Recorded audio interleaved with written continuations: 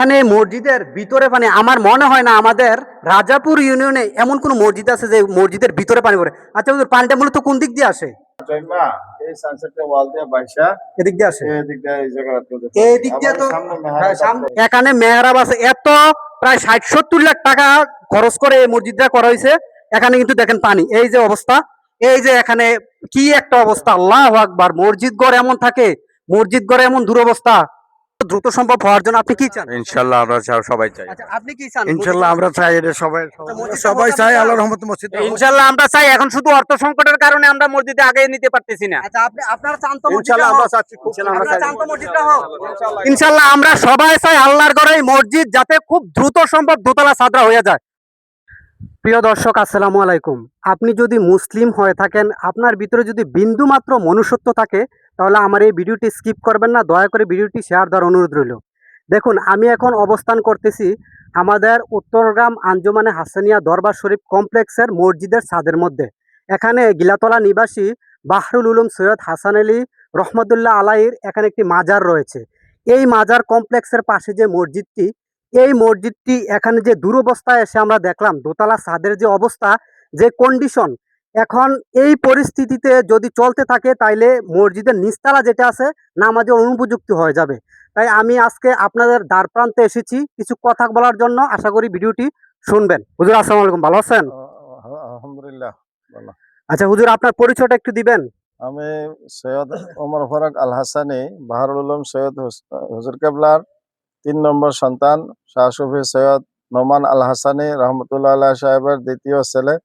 আচ্ছা হুজুর, এই যে এখানে যে ছাদরা, এই ছাদের কাজটা বা এই ছাদ যে করা হয়েছে কেমন দিন হয়েছে, বা এটার বর্তমান পরিস্থিতি কি, আপনারা মূলত কি জন্য এখানে সামনে উপনীত হয়েছেন একটু যদি বলতেন। আমরা এই মসজিদের কাজটা 2006 থেকে আজকে প্রায় 20 বছর রানিং হয়ে গেছে। তা আমরা তখন ফাউন্ডেশন দিয়ে একতলা করার পরে আমরা ফিলারটি করছিলাম যে দোতলাটা হয়ে যাব।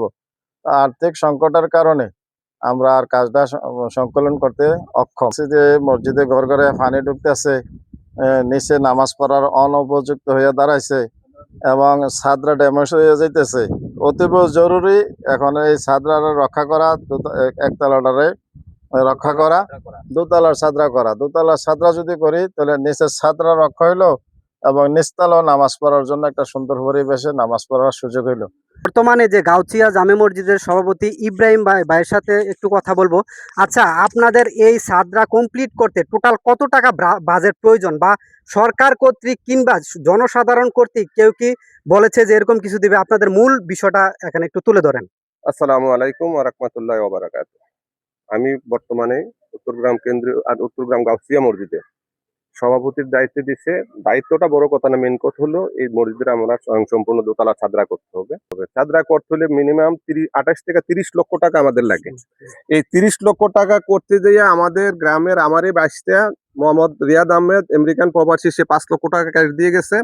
আমার চাচাতো ভাই হান্নান মালয়েশিয়ান প্রবাসী, সে 5 লক্ষ টাকা দিবে।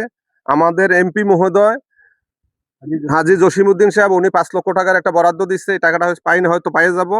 আর এমনি মসজিদ ফান্ডে আমাদের 2 লক্ষ টাকা ছিল, 17 লক্ষ টাকা।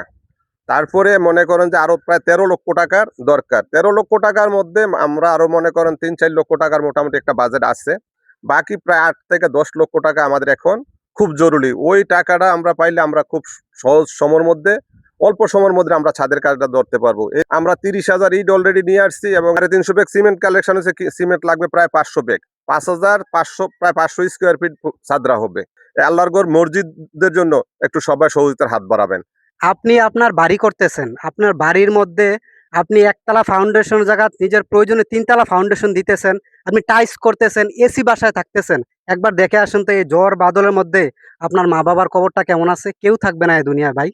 আমার জাস্ট একটাই কথা আপনাদের প্রতি থাকবে, যে আল্লাহ আমাদেরকে সৃষ্টি করেছে, সেই আল্লাহর ঘর মসজিদ যদি এইভাবে অবহেলায় মসজিদটা নষ্ট হয়ে যায়, এটা কিন্তু আমি মুসলিম হিসাবে কিন্তু আমরা মেনে নিতে পারি না।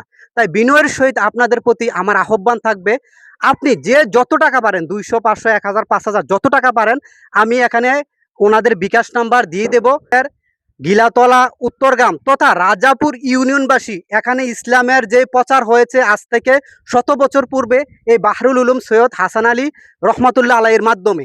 এবং আরেকটা বিষয় আমি বলি, যে আমাদের বাক্সিমূল যে ইউনিয়ন আছে, বাক্সিমূল গ্রামে প্রায় 10,000-এর মতো ভোট রয়েছে। তার মানে অসংখ্য মানুষ। গিলাতলা উত্তর গ্রামের মানুষকে হুজুর যেভাবে ভালোবাসতেন, বাক্সিমূলের মানুষকে কিন্তু এভাবেই কিন্তু উনি ভালোবাসতেন।